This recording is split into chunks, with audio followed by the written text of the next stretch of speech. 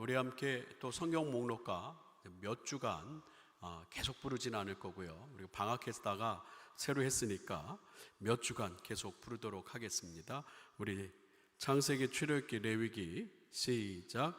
창세기, 출애굽기, 레위기, 민수기, 신명기, 여호수아, 사사기, 룻기, 사무엘상하, 열왕기상하, 역대상하, 에스라, 느헤미야, 에스더, 욥기, 시편, 잠언, 전도서, 아가, 이사야, 예레미야, 에가, 에스겔, 다니엘, 호세아, 요엘, 아모스, 오바다, 요나미가, 나움, 스바냐, 학개, 스가랴, 말라기, 마태, 마가, 누가, 요한, 사도행전, 로마서, 고린도, 전후서, 갈라디아서,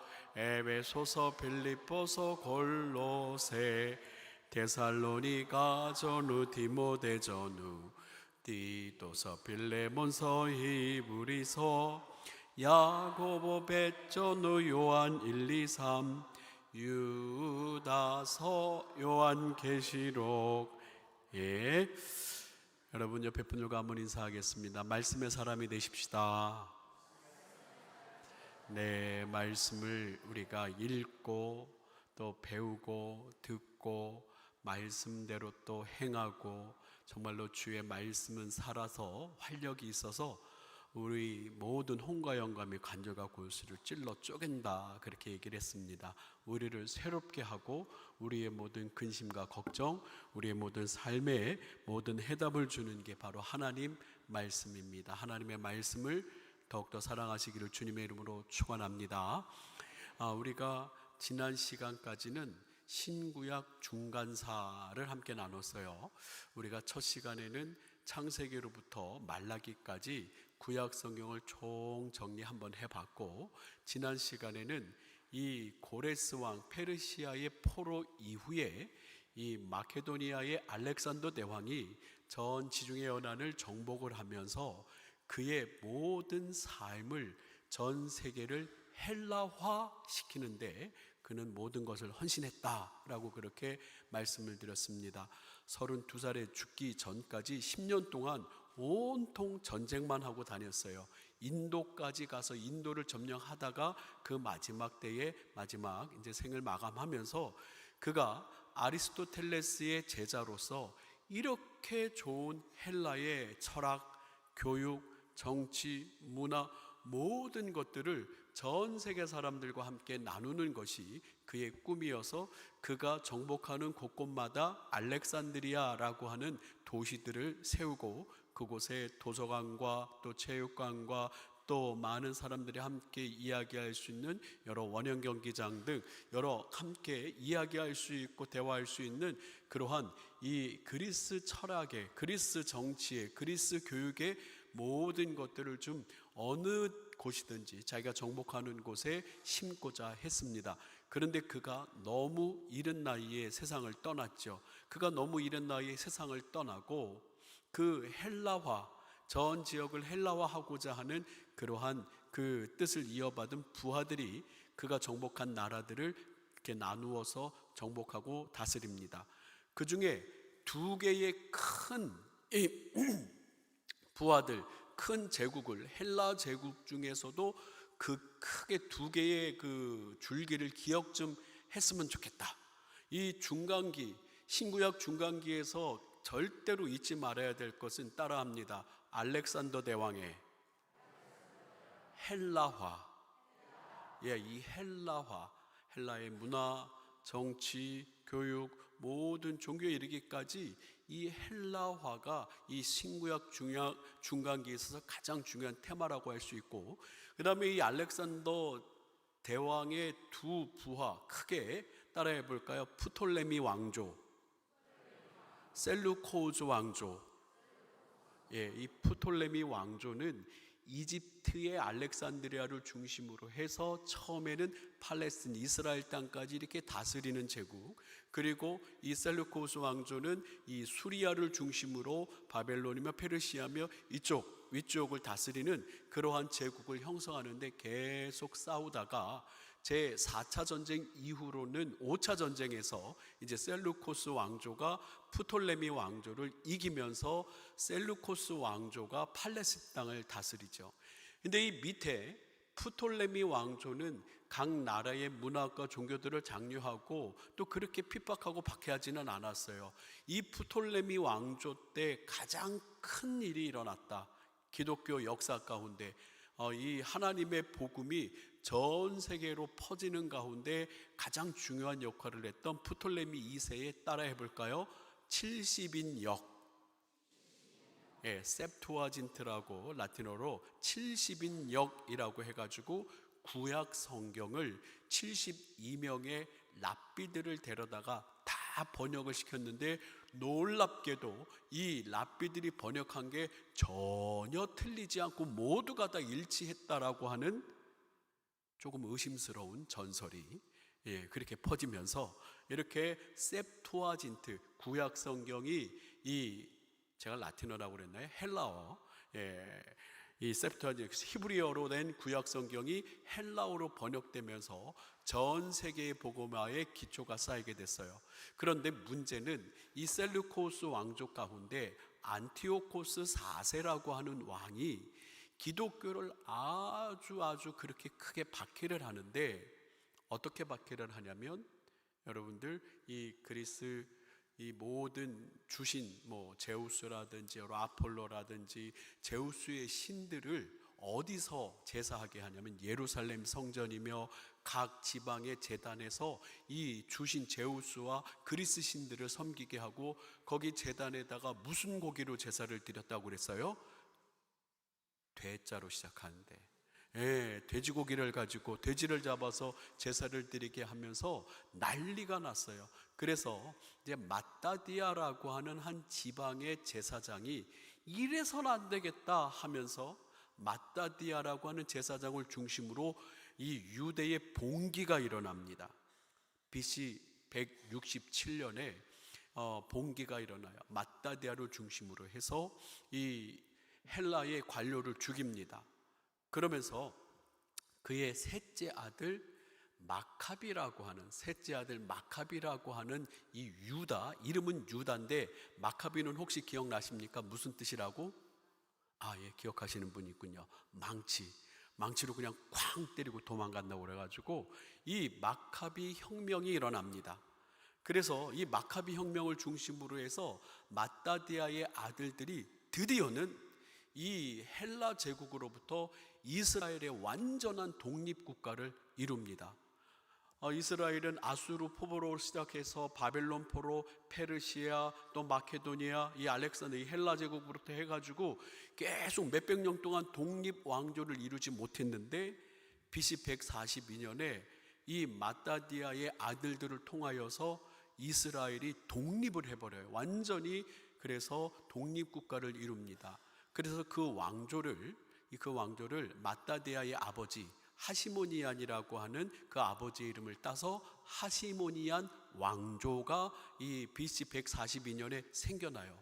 그런데 이 하시모니안 왕조는 계속해서 이 순수한 것을 좀 지켰으면 좋겠는데, 사람들이 권력을 가지면 조금 변질된다고 그랬어요? 안 된다고 그랬어요? 변질되면서 또 힘센 헬라 제국이며 더 이제 막 신흥 강국, 신흥 제국이 일어났습니다.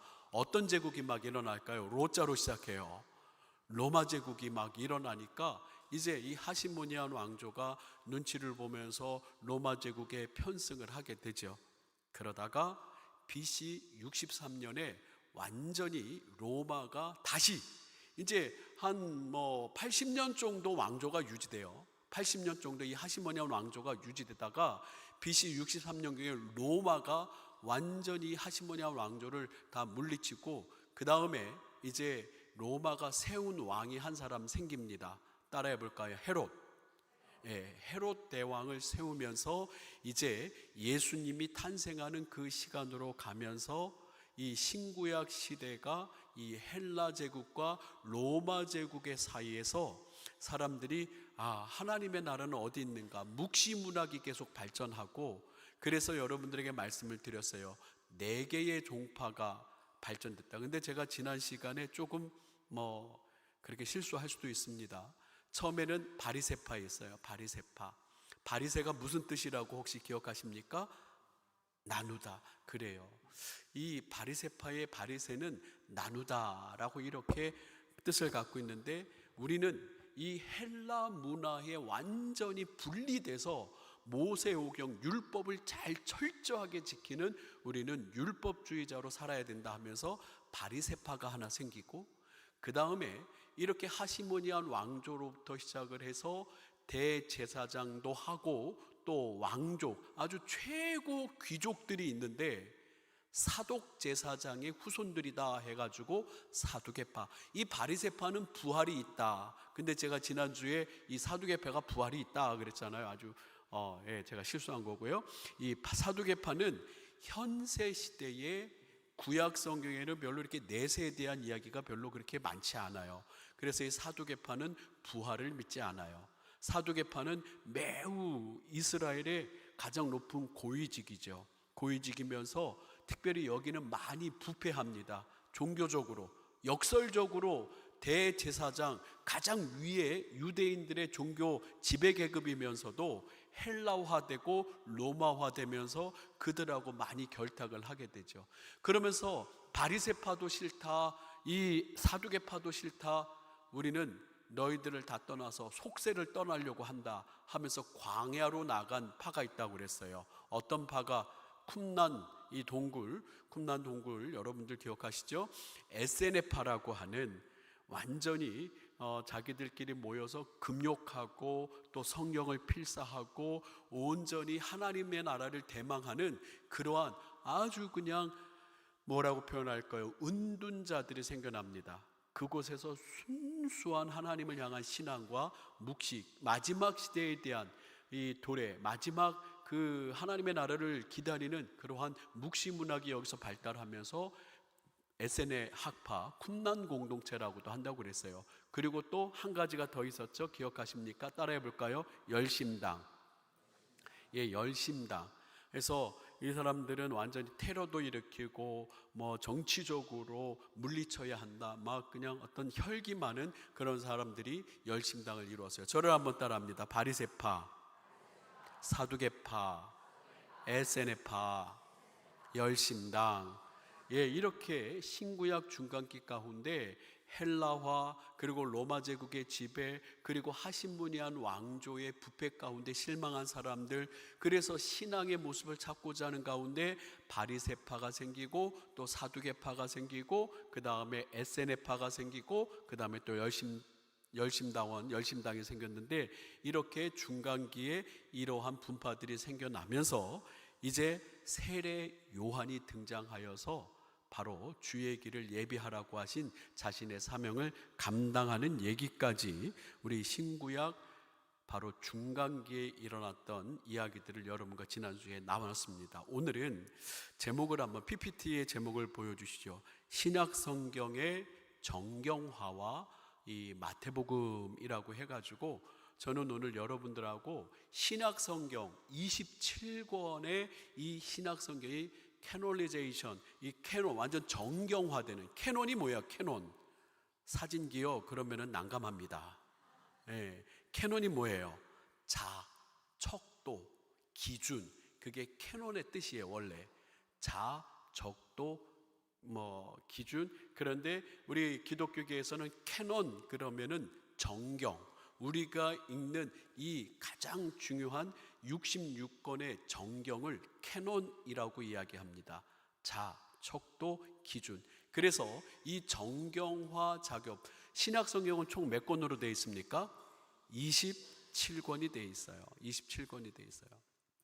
구약 성경의 39권은 AD 93년경에 얌니아 회의라고 하는 유대인들의 랍비들에 의하여서 우리 구약 성경은 뭐 여러 가지 뭐 외경들도 있고 여러 가지 책들도 있지만 이 39권을 우리는 정경으로 한다. 이거는 유대인 랍비들이 정한 거고, 그 다음에 이 신약 성경 27권은 시대가 조금 흐르고 흘러서 397년에 따라해 볼까요? 칼케톤 회의. 예, 안 외워도 괜찮아요. 예, 칼케톤 회의라고 하는 이 회의에서 여러 가지 사람들이 베드로의 이름도 사칭하고 막 그 도마의 이름도 사칭하고 막 그렇게 사칭해서 막 여러 가지 글들을 쓰는데, 우리는 여기서 정말 기준이 되는 예수 그리스도를 믿는 이 성경책을 정해야 되겠다 해서 정경화 작업이 쭉 이루어지는 가운데 정경이 최종적으로 27권이 칼케톤 회의에서 이제 이루어지게 됩니다. 다음을 보여주시죠. 신약 성경의 정경화 과정인데, 초기 교회 속에 세워진 27권의 역사적 권위와 신앙 고백, 다음 페이지요. 자, 정경 채택에 세 가지 핵심 기준이 있습니다. 저를 한번 따라해 볼까요? 사도성. 보이시나요? 사도성 보이시죠? 예, 또 따라해 볼까요? 보편성. 세 번째는 정통성. 예, 여기에다가 한 가지 또 따라해 볼까요? 영감성. 예, 영감, 그 부르는 그 영감이 아닙니다. 이제 제가 영감성은 얘기를 할게요. 자, 사도성은 뭐냐? 이 책이 진짜 사도들이 쓴 책이냐? 말 그대로 베드로, 안드레, 요한, 빌립, 도마, 바돌로메, 마태, 이 12명의 사도, 그 다음에 성경에는 이 12명의 예수님의 직속 제자 말고 3명이 사도라고 칭함을 받았어요. 예수님의 12제자 말고 3명이 사도라고 칭함을 받았어요. 누굴까요? 첫 번째, 제일 잘하는 야고보, 그렇죠? 근데 예수님의 12제자 중에 야고보가 이미 2명 있어요. 그런데 초대교회의 그 가장 어떻게 보면은 어른이라고 얘기하고 이 예루살렘 교회와 또 야고보서를 쓴 이 야고보는 예수님의 12제자 이 두세 사람의 야고보가 아니고 예수님의 친동생이에요. 야고보서를 쓴 사람은 예수님의 친동생이고 또 이 야고보는 예루살렘 교회의 어른의 역할을 합니다. 그래서 12제자 빼놓고 예수님의 친동생이 사도라 하는 칭함을 받고, 또 한 사람 또 누가 있을까요? 두 사람이 다 바자로 시작해요. 바울과, 그렇죠, 뭐 여기저기 다른 이름들이 막 뭐 나오는데 바보도 나오는 것 같고, 자, 바울과 따르고요. 바울과 바나바. 예, 이렇게 예수님의 12제자 빼놓고 이 성경에 사도권을 인정하면서 바울과 바나바가 바로 사도의 그런 계열에서 이렇게 부름을 받게 됩니다. 그래서 첫 번째, 이 이제 성경이 쓰여지고 나서 시간이 계속 흐르는 가운데 이 정경이 진짜 성경이 되느냐, 가장 첫 번째 기준이 뭐냐면 이 베드로, 야고보, 또 이 베드로뿐만 아니라 12제자뿐만 아니라 또 바울 사도와 야고보, 예수님의 친동생, 그리고 바나바, 진짜 이게 사도들이 쓴 거냐 안 쓴 거냐를 아주 면밀하게 조사를 합니다. 이들이 쓰는 언어, 이런 단어는 이분이 쓸 리가 없는데, 이분이 쓰던 헬라어, 히브리어 좀 틀린 것 같아. 아주 면밀하게 초대교회 사도들, 교부들이 계속 연구를 하면서 이게 진짜 사도가 쓴 거냐 안 쓴 거냐를 계속해서 연구를 하는 가운데 이제 첫 번째는 사도성, 두 번째 따라해 볼까요? 보편성. 예, 이 보편성은 뭐냐면은 일부 국지적 교회가 아니라 모든 초기 보편교회에서 표준 문서로 예배 가운데 널리 낭독되고, 또 윤리적으로도 보편적이고, 뭐 인신공양이라든지 피를 마신다든지, 그 당시에 보편적인 문화하고 영 동떨어진, 그리고 막 용을 타고 다니는, 외경 중에 용 타고 막 날아다니는 것도 있는데, 그런 거, 이게 보편적인 거하고는 좀 차원이 먼 그런 것들은 다 배제하고 정말 누가 봐도 그 초대교회 당시 함께 널리 일거진 그러한 보편성을 갖고 있느냐. 그리고 세 번째는 정통성. 이 정통성은 다른 말로 따라해 볼까요? 통일성.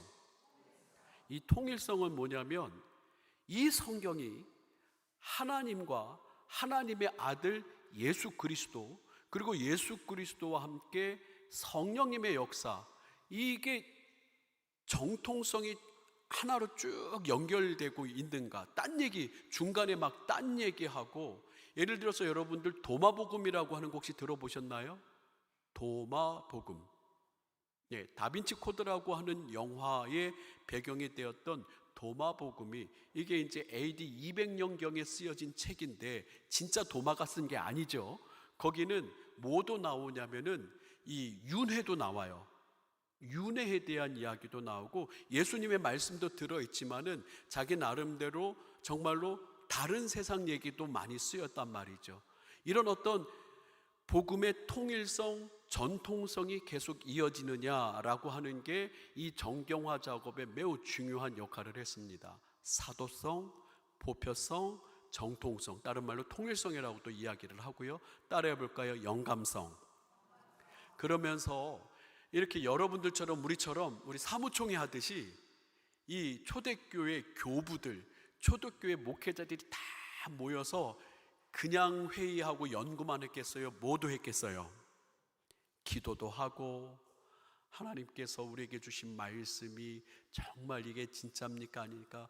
함께 뜨겁게 사모하면서 기도하는 가운데 이 사도들이 함께 모여서, 또 이 주의 제자들이 모여서 이 정경화하는 모든 과정 속에 분명히 성령님의 개입이 있다라고 하는 영감성까지 우리가 읽으면 알아요. 이 책이 정말 주님께서 인도하신 책인가. 그래서 여기서 세 개 얘기하는데, 제가 세 개를 준비하는데 하나는 또 이렇게 잘 넣기도 하고 안 넣기도 해서 뺐습니다. 저를 따라합니다. 사도성, 보편성, 정통성, 영감성. 이 네 가지를 이 정경화 작업하는데 매우 중요하게 여깁니다. 자, 그래서 우리 다음 페이지를 좀 넘겨주시면, 이제 1세기 중후반에는 복음서들과 바울 서신들이 쓰여져요. 그 다음에 AD 170년경에 무라토니 목록이라고 하는 게 발견이 됩니다. 이게 발견이 됐다라는 것은 1700년도에 발견이 되긴 하는데, AD 170년경에서 200년 사이에 라틴어로 된, 원래는 헬라어를 라틴어로 필사를 한 겁니다. 이 라틴어로 된 신약 성경의 목록이 발견이 돼요. 지금 우리가 있는 이 27권 말고 무라토니 목록이라고 해가지고 이제 복음서 마태, 마가가 빠졌어요. 그건 왜 빠졌냐면은 그게 이제 손실돼서 빠진 거고, 거기서는 3복음, 누가복음, 4복음, 요한복음, 그러니까 1, 2복음, 마태복음, 요한복음도 있다라는 걸 인정하고요.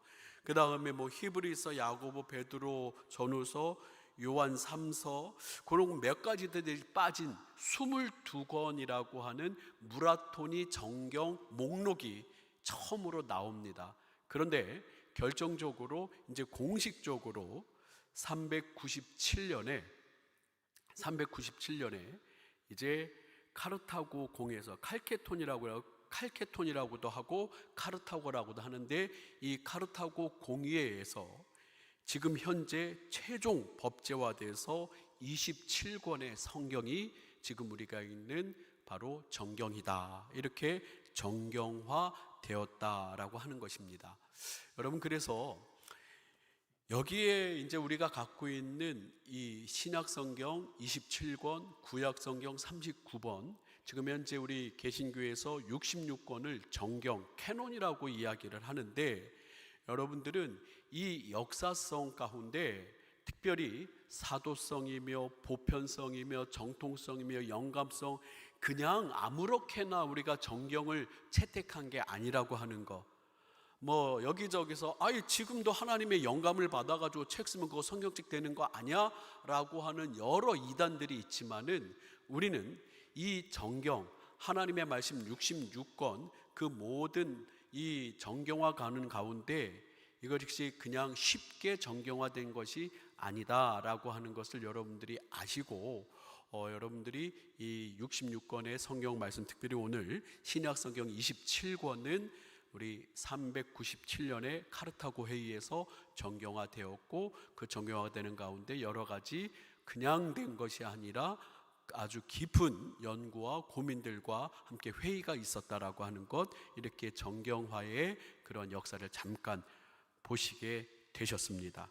그러면서 다음을 넘겨주시면 신약성경 27권을 이제 또 다음 넘겨주세요. 이제 분류를 하게 됩니다.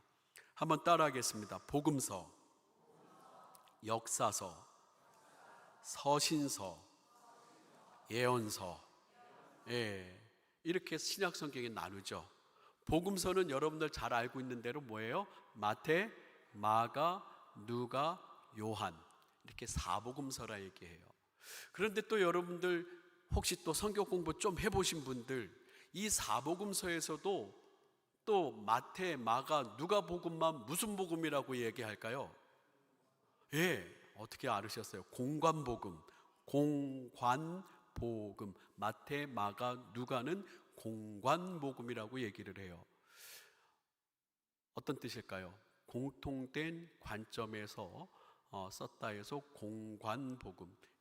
요한복음만 빠지죠. 사복음서 그러면 마태, 마가, 누가, 요한. 그런데 마태, 마가, 누가복음을 공관복음이라고 합니다. 가장 큰 차이가 뭘까요? 아시는 분? 그레이스 상품권 10,000원. 공관복음과 요한복음을 나누는데 가장 큰 차이점 중에 하나는 기다려주지도 않고 말해요. 그렇죠? 차이는 뭐냐면은 마태, 마가, 누가복음은 유월절이 한 번 나와요. 유월절이 한 번 나온다라는 얘기는 뭘까요? 예수님의 공생애가 몇 년이라는 소리예요. 어려워요? 어려워요? 우리는 보통 듣기에 예수님의 공생애가 몇 년이라고 알고 있어요. 3년이라고 알고 있어요. 그냥 33세. 누가복음의 3장에 보면 예수님이 30세쯤에 이제 사역을 시작하였다고 누가복음 3장에 나오는데, 근데 그러면은 예수님이 33살에 십자가에 못 박혔다라고 하는 33살이 명확하게 나오는 성경 구절 있어요, 없어요? 몰라요. 성경을 많이 읽으시는 있어요, 없어요? 예수님께서 33살에 십자가에 못 박혀 죽으셨습니다 라고 하는 구절이 있을까요, 없을까요? 없어요. 그러면은 예수님의 공생애를 3년이라고 얘기하는 이유는 요한복음에 예수님께서 유월절을 3번을 보내요. 그렇기 때문에 유월절 3번에 의하여서 예수님께서 약 3년가량의 공생애를 하셨구나 라고 이렇게 얘기하는데, 마태, 마가, 누가복음에는 유월절이 몇 번 나와요? 한 번 나와요.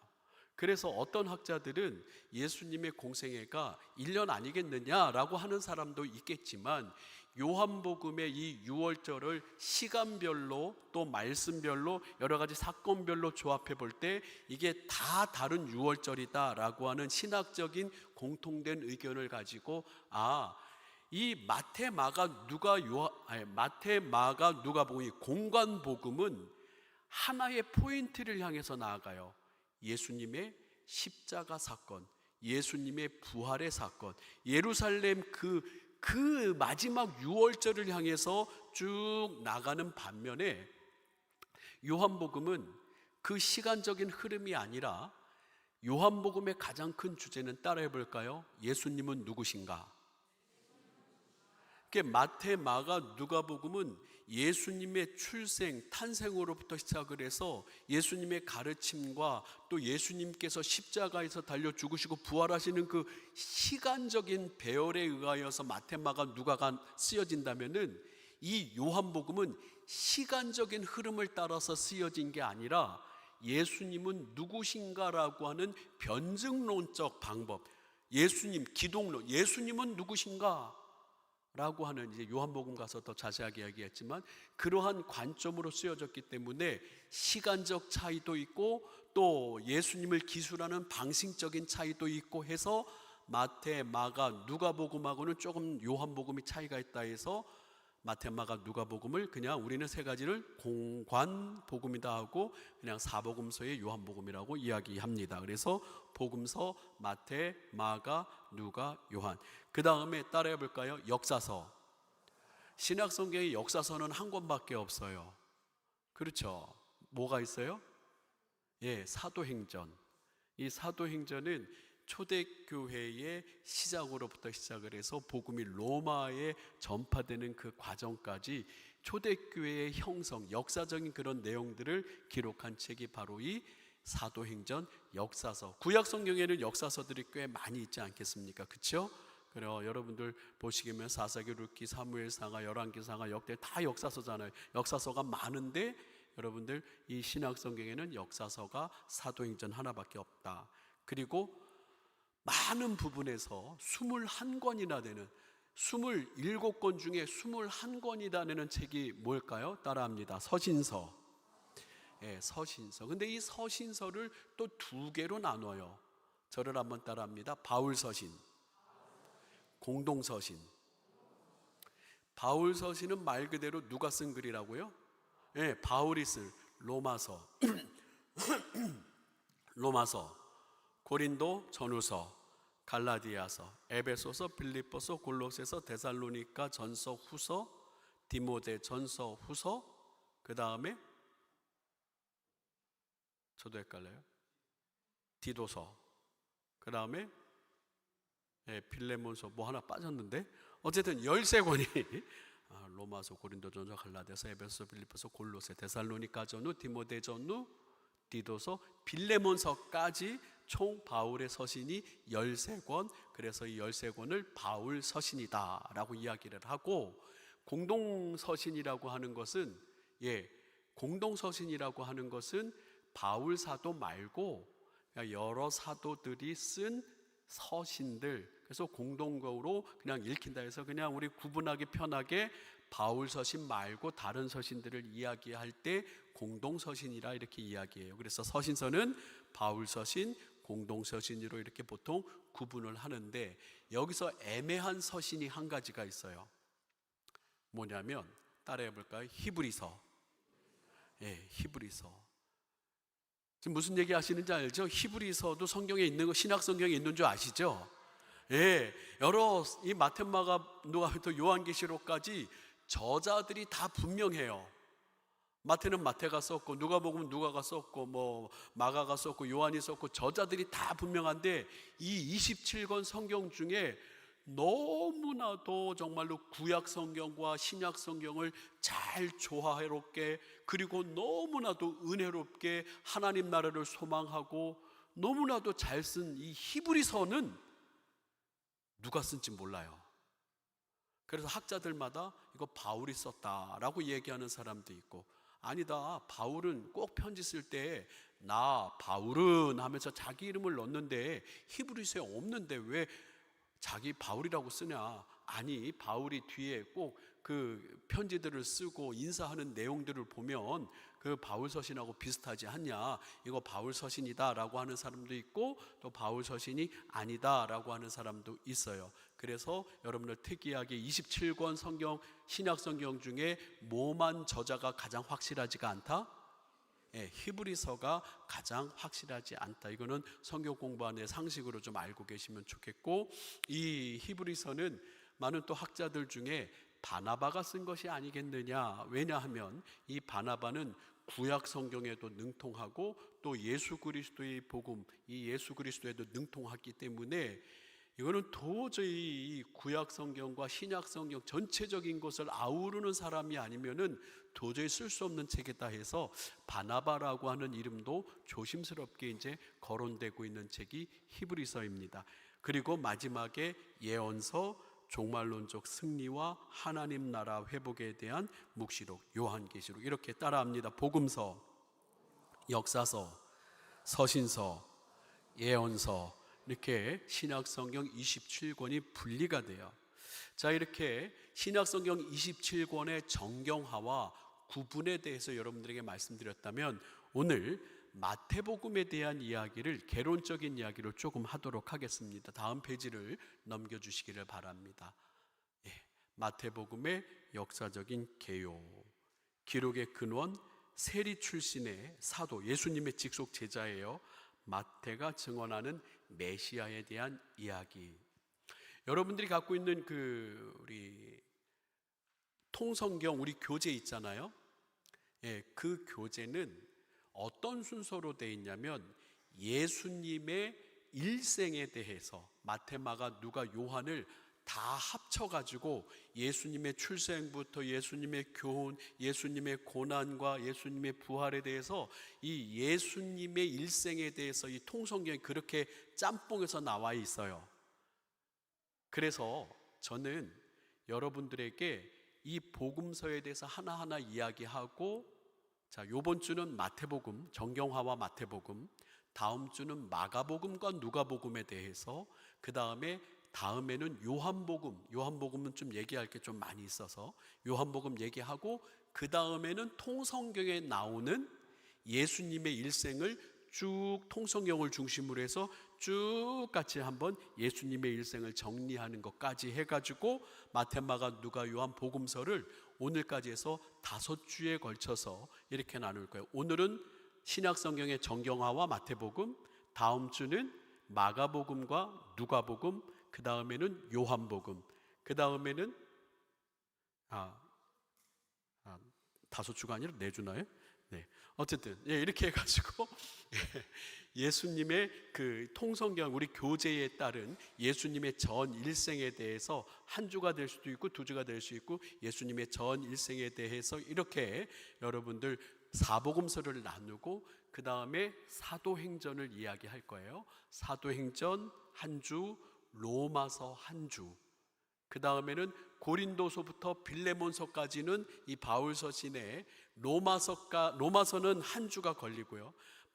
고린도 전후서부터 해서 빌레몬서까지 바울 서신은 그냥 전체적으로 한 주에 통괄적으로, 그리고 공동서신도 한꺼번에, 그리고 마지막 요한계시록은 한 주 마지막 해가지고, 제가 지금 앞으로 계산하는 것은 한 8주 정도에 걸쳐서 우리 신약 이 성경 탐구반을 좀 개론적으로 전체적으로 여러분과 나누고자 합니다. 자, 오늘 마태복음의 이 개요에 대해서 좀 보게 되면요, 다음 페이지를 좀 보여주시죠. 역사적인 내력과 배경 기술을 하는데, 저자는 예수님의 제자 마태, 갈릴리 가버나움 세리 출신으로 예수님의 직계 12제자였다라고 이야기를 하고요. 여러분들에게 한 가지 퀴즈, 어떤 퀴즈 내는 거 보통 안 좋아하시는 분도 있기도 하지만은, 예수님의 집, 성인이 돼서 예수님도 집이 있어야 될 거 아니겠습니까? 그죠? 예수님도 어디 밖에 나가셨다가 집으로 들어오셔야 될 거 아니에요? 그죠? 예수님의 집이 있는 동네의 이름은 나사렛 아니에요. 그렇죠. 가버나움. 예수님이 자라신 동네 나사렛, 예수님이 집이 있는 동네는 가버나움이에요. 이 가버나움에서 많은 일들이 일어나고 또 많은 사건들이 일어나서 예수님께서는 참 답답해 하셨죠. 가버나움을 보고 많은 기적과 이적을 행했는데도 회개하는 사람들이 극히 적었기 때문에 예수님께서는 많이 좀 안타까워하셨던 그 동네, 예수님은 가버나움이 집이셨어요. 거기서 세리 역할을 했던 사람이 바로 이 마태입니다. 그러니까 예수님에 대해서 너무너무 잘 아는 사람이죠. 그리고 기록 연대는 AD 60년대 후반부터 70년대 초반, 예루살렘 파괴 전후 역사적 시점이다. 자, 여기서 중요한 게 있어요. 수신자. 누구를 위해서 이 마태복음이 쓰여졌느냐?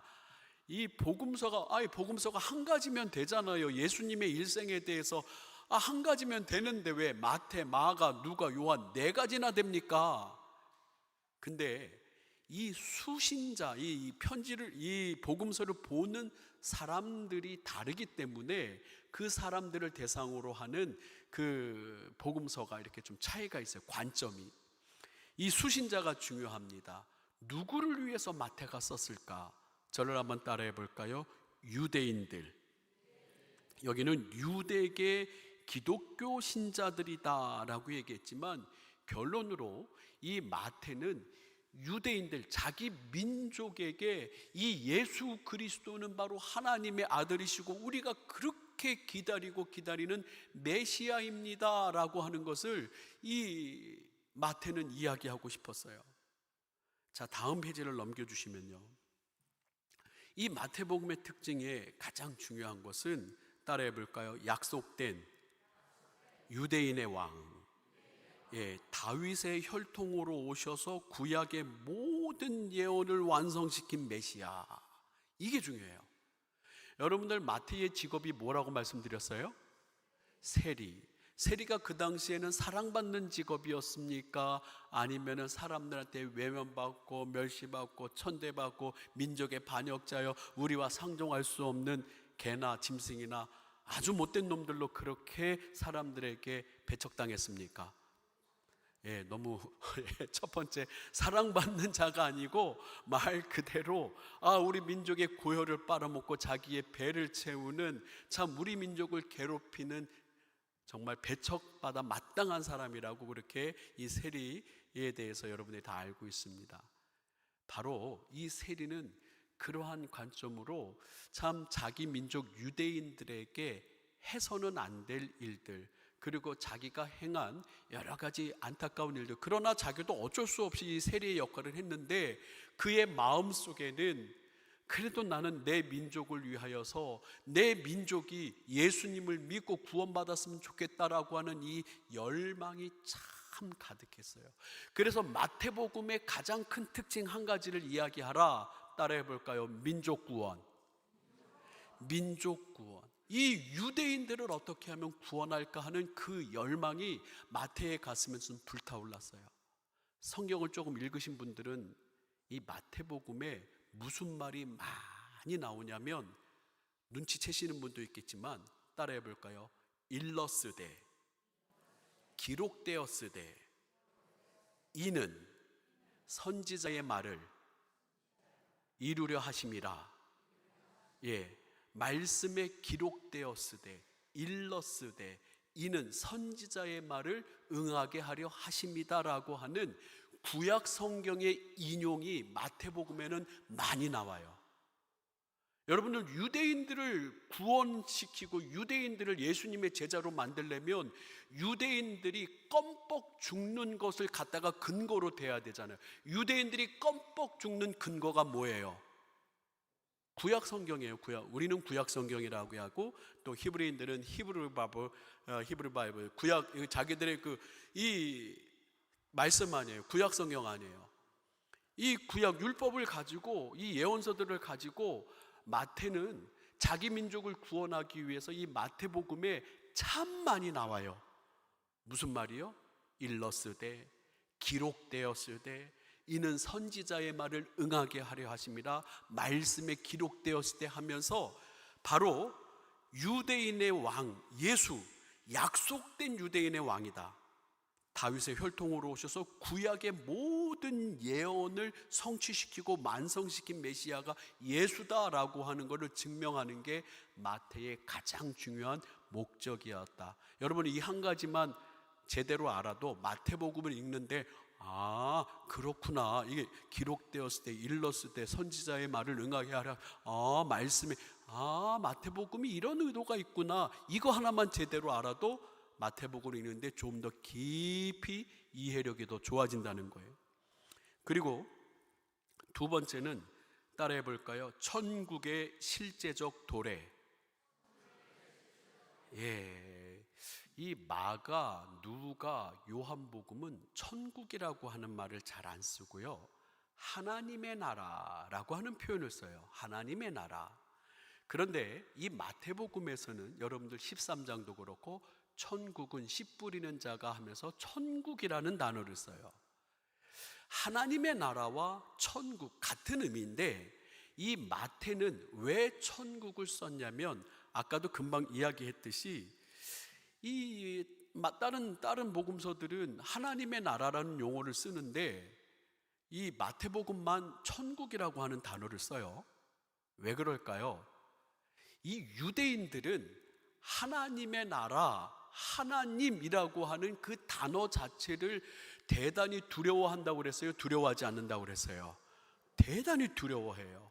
그래서 하나님의 이름도 함부로 부르지 못하고 아도나이, 주여라고 그렇게 이야기합니다. 그래서 하나님의 나라라고 하는 말을 쓰는 자체가 불경스러워요. 그래서 마태복음은 유대인들을 위해서 하나님의 나라라고 표현하지 않고 천국이라고 하는 이 히브리어를 번역한 단어를 쓰는데, 이것은 따라해 볼까요? 좋은 세상, 좋은 세상, 편안하고 완전한 세상의 히브리적 의미를 갖고 있어요.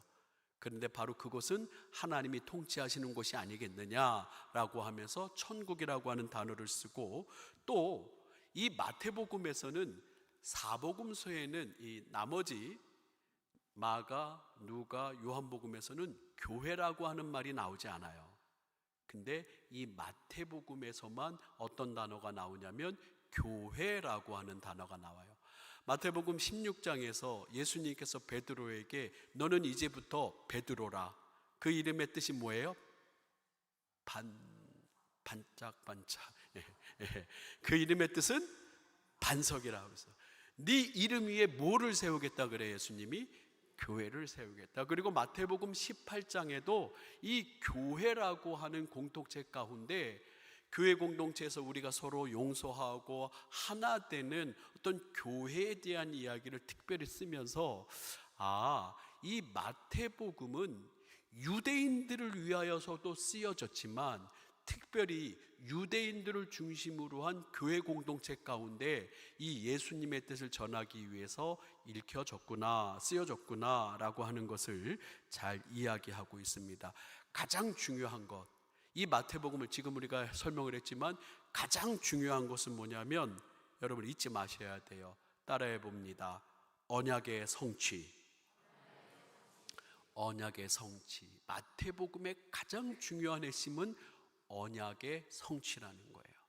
바로 우리가 그렇게 구약 성경에 기다리던 메시아, 바로 그분이 우리가 지금 믿는 예수 그리스도시다라고 하는 그 마태복음의 가장 핵심적인 것을 여러분들이 꼭 기억했으면 좋겠습니다. 자, 다음을 넘겨주시면 마태복음의 장절 요약이라고 얘기했는데 제가 드린 PPT하고 좀 틀린 것 같아요. 제가 두 번째로 드린 PPT 자료를 안 쓰고 어쨌든 제가 하겠습니다. 모세 오경을 닮은 교훈 구조와 부활의 결말, 이 요약이 뭐냐면 다음 페이지를 좀 보여주시죠.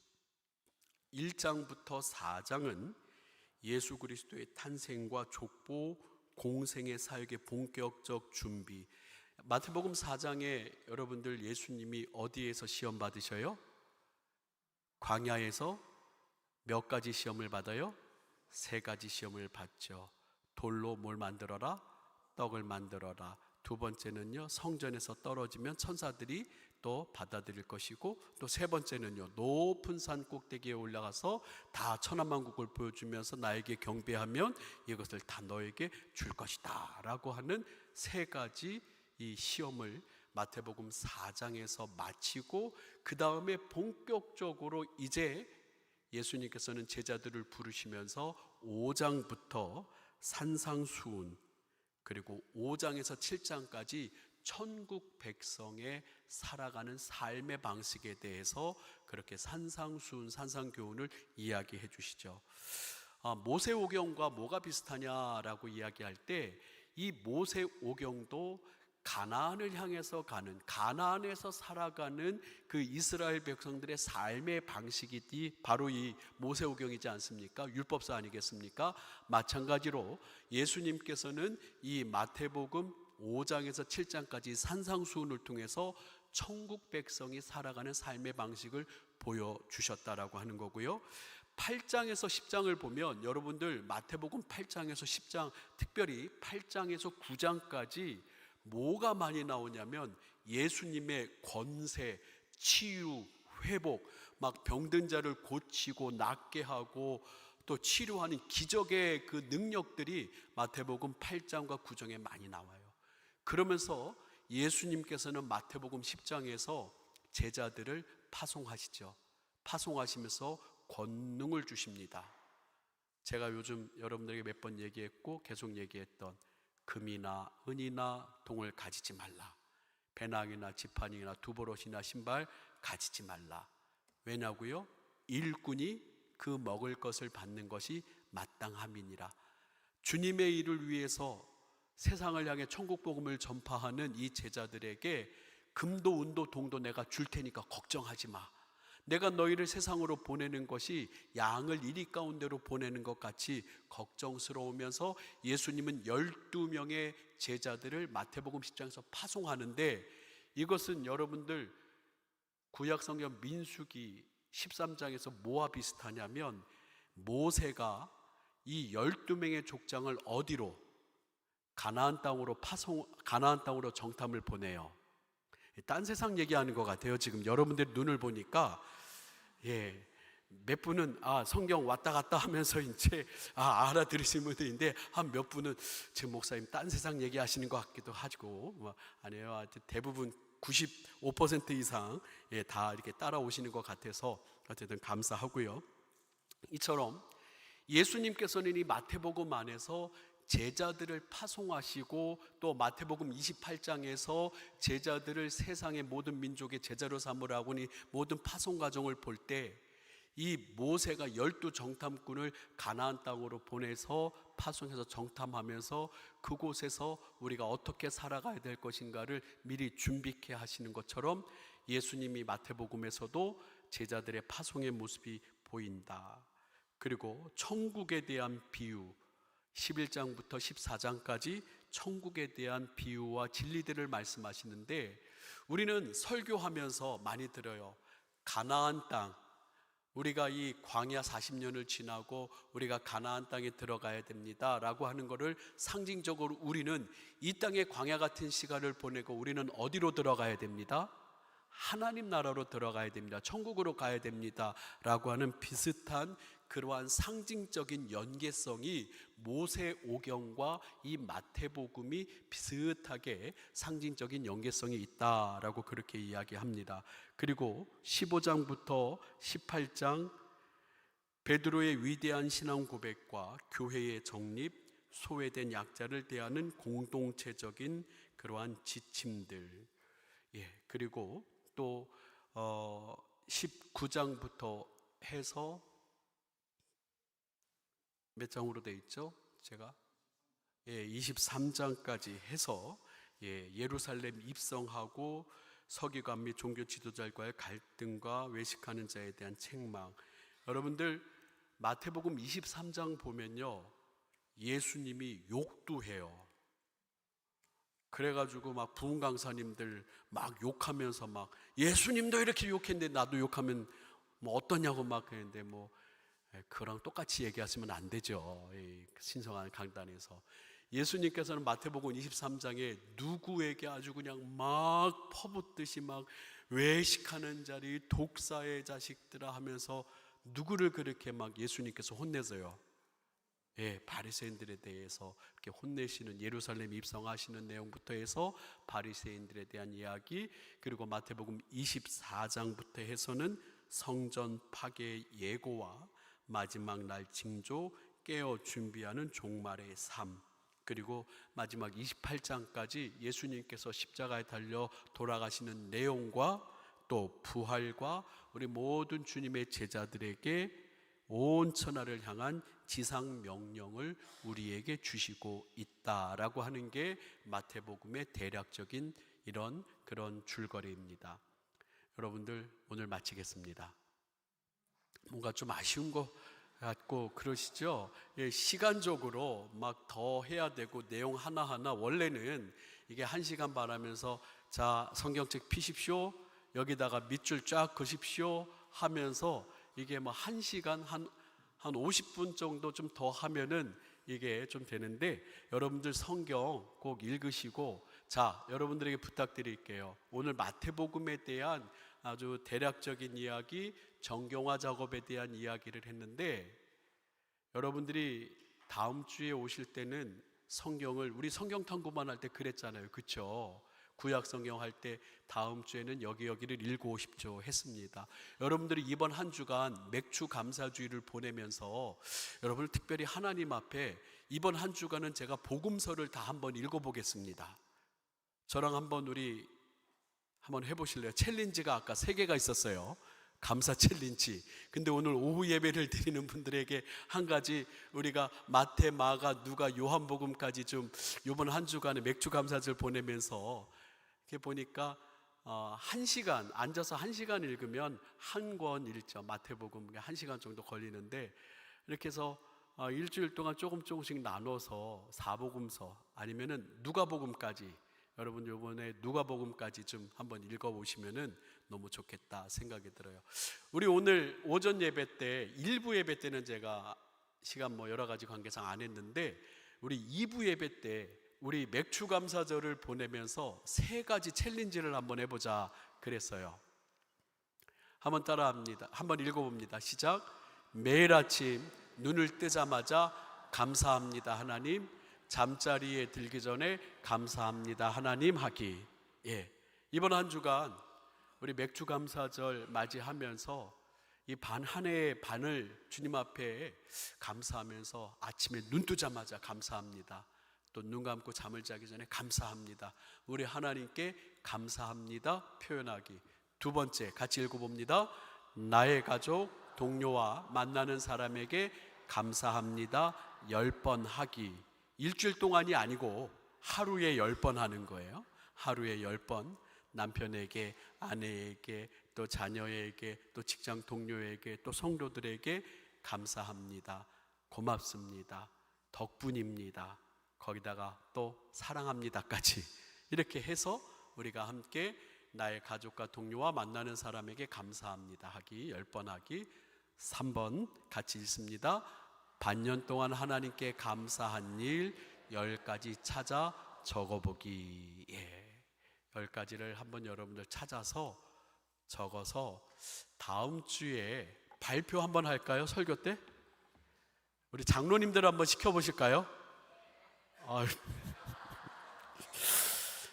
권사님들이 나는 장로 아니니까 그래 장로님들 시켜볼까요? 네 하는데, 자, 제가 몇 분 네 한 권사님들 제가 들었거든요, 봤거든요. 그 권사님들 한번 시켜볼까 또 생각하고 있습니다. 우리 같이 찬양, 우리